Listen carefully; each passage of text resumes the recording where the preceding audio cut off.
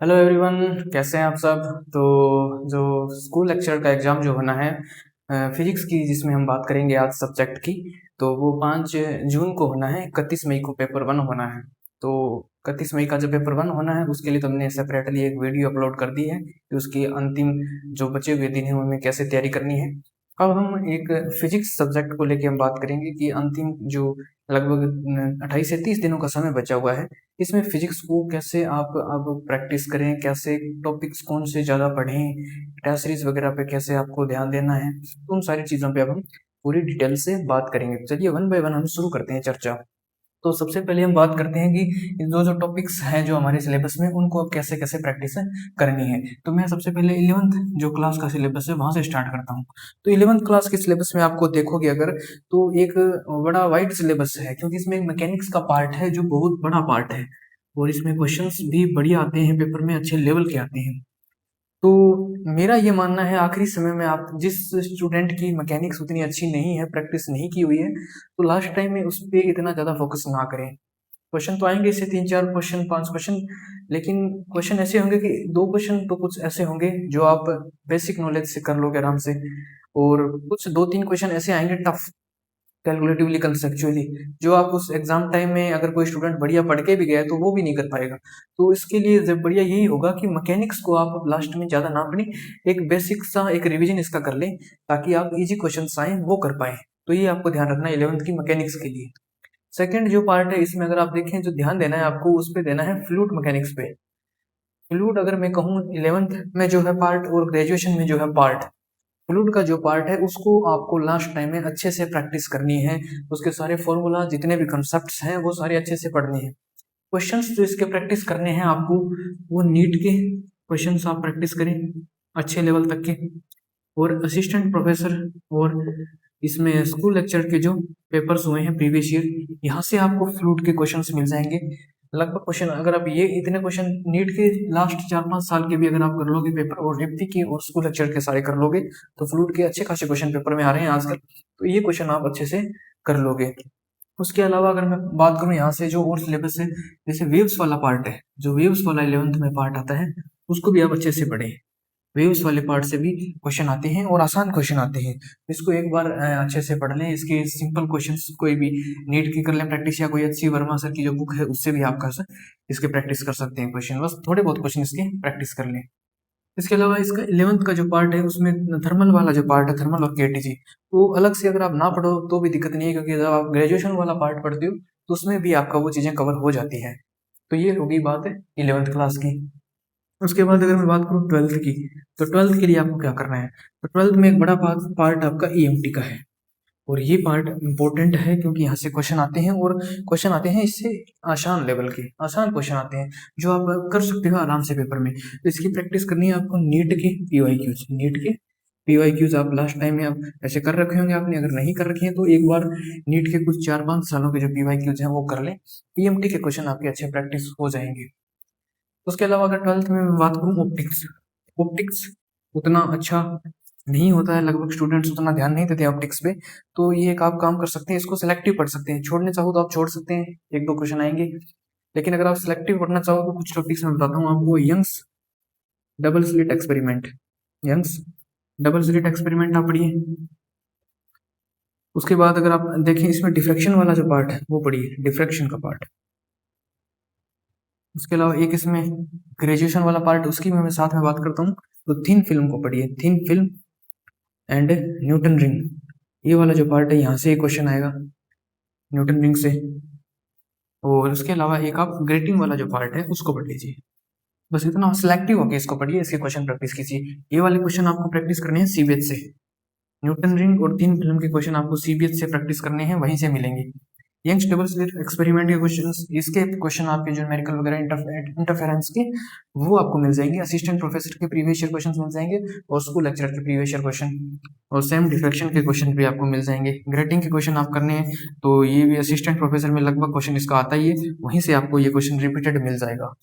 तो ये आपको पढ़नी है इस टाइप से 11th और 12th की पार्ट। उसके अलावा 12th में जो 2-3 टॉपिक और बचे हुए हैं वो ग्रेजुएशन और पोस्ट ग्रेजुएशन वाले पार्ट से कवर हो जाएंगे।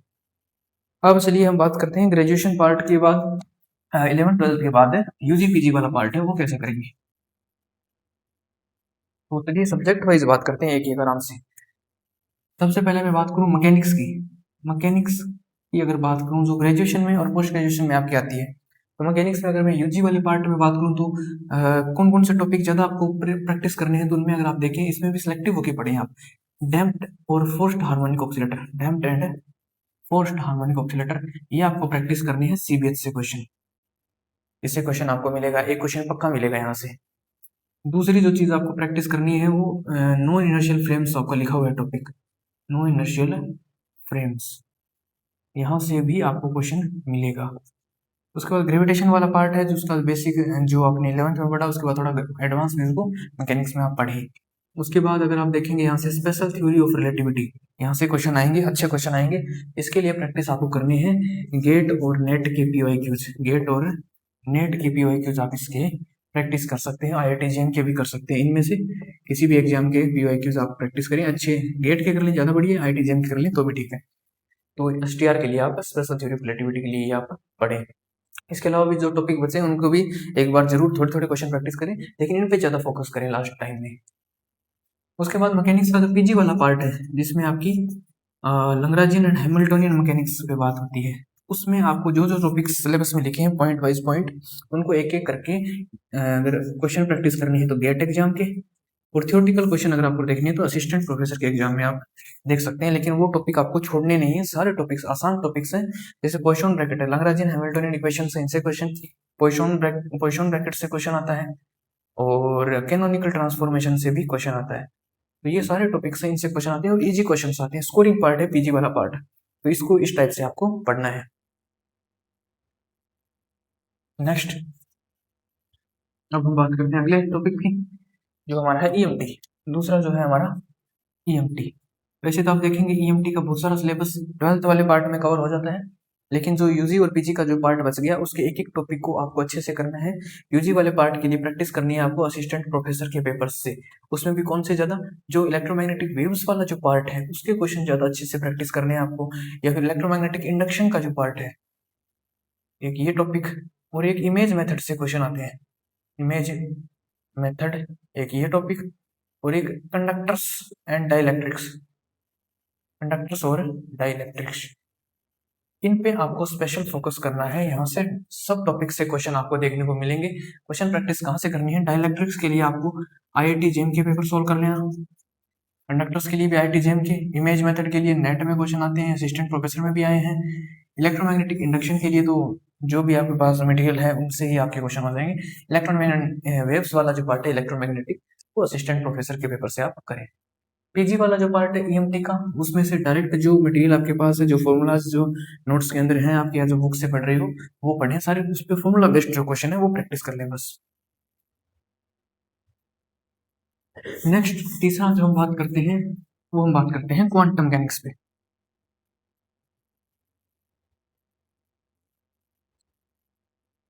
तो क्वांटम मैकेनिक्स में देखिए आपको quantum mechanics and atomic molecular physics, ये दोनों टॉपिक हैं। तो ये वाला पार्ट है आपका सबसे ज्यादा स्कोरिंग पार्ट है, क्योंकि इससे क्वेश्चन भी ठीक ठाक आएंगे और लेवल जो होता है क्वेश्चन का वो आसान रहता है यहाँ से। तो क्वांटम मैकेनिक्स के क्वेश्चन अगर आपको प्रैक्टिस करने हैं तो असिस्टेंट प्रोफेसर सबसे पहले, उसके बाद स्कूल लेक्चर के तो करने ही करने हैं, उसके बाद अगर आप करना चाहो तो सीबीएच से आप करें इसके क्वेश्चन प्रैक्टिस थोड़े। सीबीएच नहीं है तो एचसी वर्मा सर की बुक है वो भी कर सकते हैं, दोनों में सेम टाइप के क्वेश्चन दे रखे हैं। एटॉमिक मॉलिक्यूलर फिजिक्स के क्वेश्चन, गेट के क्वेश्चन कर सकते हो आप। उसके अलावा असिस्टेंट प्रोफेसर में हर साल 30 क्वेश्चन आते हैं वो प्रैक्टिस करें। उसके अलावा अगर आप बुक करना चाहें तो सीबीएच के कुछ से टॉपिक से जरूर करें, जैसे बोर मॉडल वाला टॉपिक है वो सीबीएच से करें, बोर मॉडल। उसके अलावा अगर आप इसमें देखेंगे जीमन इफेक्ट हो गया। उसके अलावा देखेंगे rotational spectra and vibrational spectra, rotational and vibrational spectra जो है वो आप प्रैक्टिस करें इनकी सीबीएस बुक से। सीबीएस नहीं है तो राजकुमार सर की जो बुक है उससे भी प्रैक्टिस कर सकते हैं आप। तो ये यहाँ से आपको प्रैक्टिस करनी है। उसके अलावा गेट के जो क्वेश्चन आते हैं एटॉमिक मॉलिक्यूलर फिजिक्स के, तो सिंपल सिंपल क्वेश्चन है वो भी आप प्रैक्टिस कर लें। तो इस टाइप से आप ये वाला पूरा पार्ट है अच्छे से प्रैक्टिस करें, स्कोरिंग पार्ट होगा आपके लिए। एडवांस जो पार्ट है, एडवांस पार्ट में हमने क्वांटम मैकेनिक्स की जो भी अपडेटेड सिलेबस है उसको पूरा यूट्यूब वीडियोस के माध्यम से करवा दिया है, तो वो आप यूट्यूब वीडियोस से देख ले जाके हमारे चैनल पे ही। तो उससे आपके सारे टॉपिक्स अच्छे से अपडेटेड सिलेबस, क्योंकि उससे क्वेश्चन आएंगे क्वांटम मैकेनिक्स के अपडेटेड सिलेबस जो अपडेट हुआ है उसमें कई टॉपिक्स ऐड हुए हैं और उससे 2-3 क्वेश्चन आपको डायरेक्ट मिलेंगे, तो वो आप एक बार वीडियो ज़रूर देख लें। चलिए नेक्स्ट अगला जो टॉपिक है हम उस पर बात करते हैं, थर्मल और स्टैटिस्टिकल फिजिक्स पे अगर देखें, थर्मल एंड स्टैटिस्टिकल फिजिक्स में क्या करना है आपको। थर्मल फिजिक्स अगर आप देखेंगे, थर्मल फिजिक्स के क्वेश्चन अगर आप सिर्फ असिस्टेंट प्रोफेसर के एग्जाम के पेपर भी सॉल्व कर लें तो मुझे लगता है मोर देन इनफ है। उतने प्रैक्टिस अगर आप कर लेते हैं तो बहुत है पेपर के question thermal and stat physics के, और सॉरी थर्मल फिजिक्स के। उसके अलावा क्या कर सकते हैं आप अगर करना चाहें तो, अगर आपके पास सीबीएस अवेलेबल है तो एक बार सीबीएस को जरूर देख लें, एक बार सीबीएस को देख लें ऊपर ऊपर की निगाह से, जो नई चीज़ आपको लगे वो आपके नोट्स में ऐड कर लें। अगर नहीं भी है तो उतना कोई जरूरी नहीं है, लेकिन अगर आपके पास सीबीएस अवेलेबल है तो देख लें, हो सकता है एक आध क्वेश्चन आपको मिल जाए जो नया हो। स्टैटिस्टिकल मैकेनिक्स के लिए क्या करना है, इसके लिए आपको गेट के और असिस्टेंट प्रोफेसर के ये प्रीवियस ईयर क्वेश्चन सोल्व करने हैं। थ्योरी आपने पढ़ रखी है अच्छे से, क्लियर है आपकी, तो उसके बाद सिर्फ ये क्वेश्चन आप प्रैक्टिस करें गेट के असिस्टेंट प्रोफेसर के। बहुत आसान क्वेश्चन आते हैं, स्टैटिस्टिकल मैकेनिक्स के स्कोरिंग पार्ट है, इसके लिए आप ये स्ट्रेटेजी देखें।